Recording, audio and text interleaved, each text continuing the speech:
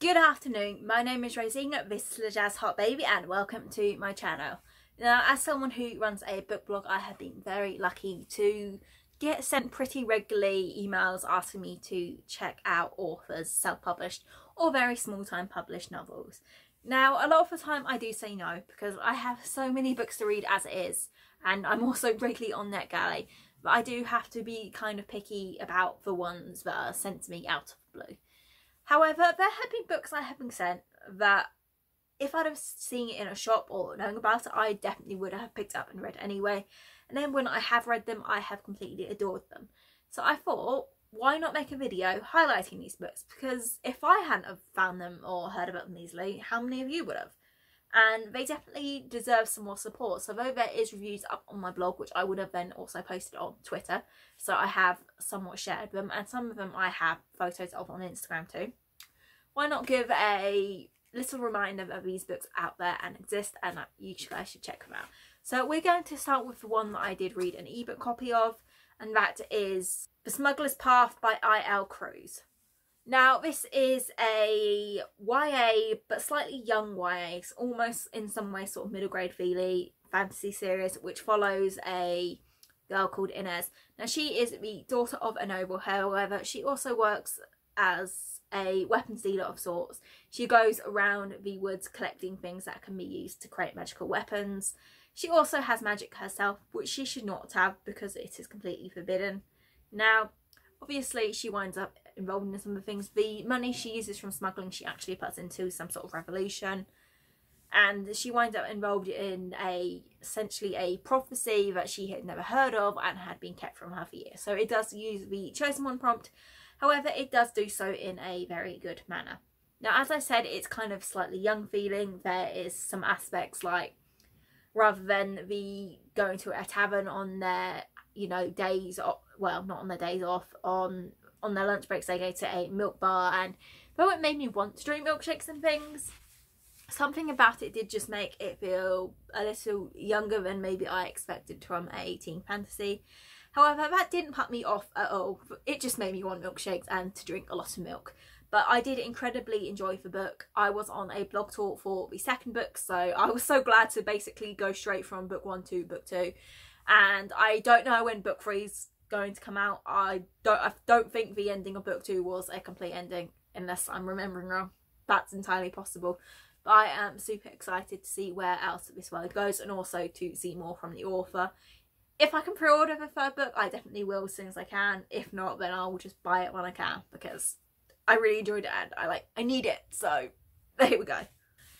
Now, this second book I actually read at the beginning of last year, so I'll be honest and say I don't have the strongest memory of it. However, I saw it on my shelf, and this book is the reason why I decided to do this video, because I looked at it and I remembered how much I love it. And the author I follow on Instagram, and she often just posts photos of where she lives in Korea. However, she's just a really, really lovely person, and I believe she's had another series that come out more recently. So I really need to reread this book and finish the series, because when I read it, it was actually a standalone. However, a second and third book have come out since.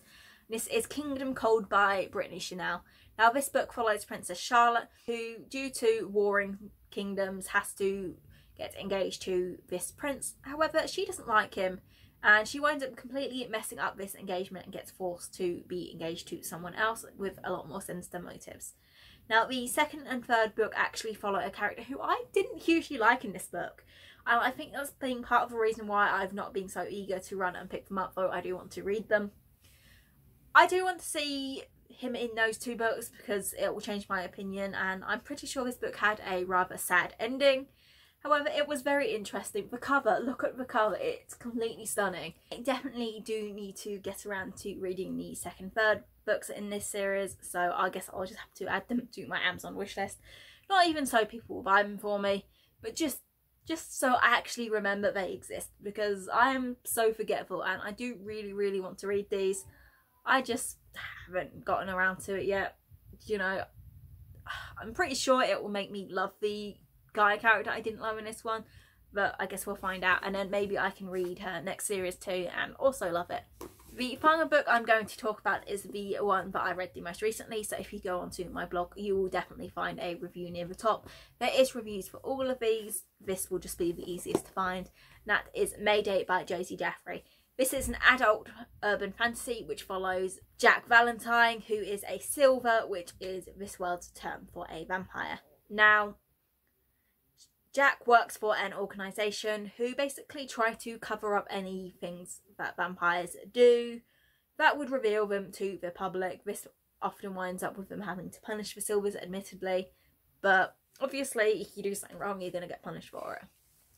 Now, after a man is thrown off a tower during a very public celebration in Oxford, Jack believes that this crime must have been committed by a very powerful silver called Killian Drake she has had issues with since she became a vampire. Now, it turns out it wasn't him, however, she winds up having to get his help to try and solve this case, as they wind up involved in a conspiracy that is a lot bigger than either of them expected. Now, this book also features a love triangle. Jack is bisexual, so there is one female-female relationship and one female-male relationship. I honestly thought I'd love a female-female relationship more, and it's very, very cute. So if you're looking for a cutesy sapphic relationship within an adult, dark fantasy environment, then this is definitely the book for you. Roughly on the other side, you have a female-male relationship, which has a lot of argument and banter. It's quite kind of dark, and I found it really interesting. And I definitely preferred that, and I'm excited to see where that goes. Now, the ending of this book led, the case was solved, but the conspiracy has been opened wide, and I'm so excited to see where the next book will go. Like, it's not being written yet, or at least I don't know if it has or if it's been finished, but it's not, I don't know when it's going to be out, and I kind of need it now. But I'm getting an arc of another series by this author sometime soon, so clearly she's working on multiple series at once, so I will just have to wait. But I guess I don't mind that, because it gives me an excuse to reread this before I actually get the second one, whenever that is. So definitely interested in doing that. This was a really, really good book. I'm kind of tired of vampires now. I read so many of them when I was a teenager, and then I did a vampire fiction class in uni, so I kind of over-vampired myself. But, when I saw that this book was coming out and what it was about, I knew I had to read it, because I love a good urban fantasy, and I'm so, so glad I did read it, because I enjoyed it so, so much. Like, yeah, it was just so good. It's probably my favourite book I've mentioned in this video, shortly followed by The Smuggler's Path, definitely. Yeah, so I'm definitely going to be reading book 2 of this when it comes out as soon as I possibly can. Also, if you're based in the UK, then if you go on, well, not even if you're based in the UK, I think it'd be cheapest and easiest. Josie Jeffrey has a shop on her website where you can buy a signed edition of this for £10. I know it's not a massively thick book, however, it's definitely worth it, especially when you remember, when you self-publish, it's not so easy to make money as it is when you publish through an actual publisher. So it's definitely worth keeping that in mind, and it is worth it.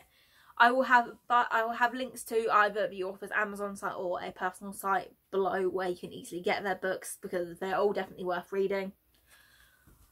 I have a contact link on my blog if you are an author yourself and you'd like to send me a request to check your book out. I can't promise I will, as I said, I'm really super picky when it comes to this sort of thing, but I would love to hear about your books, and hopefully I will find something new and exciting to read.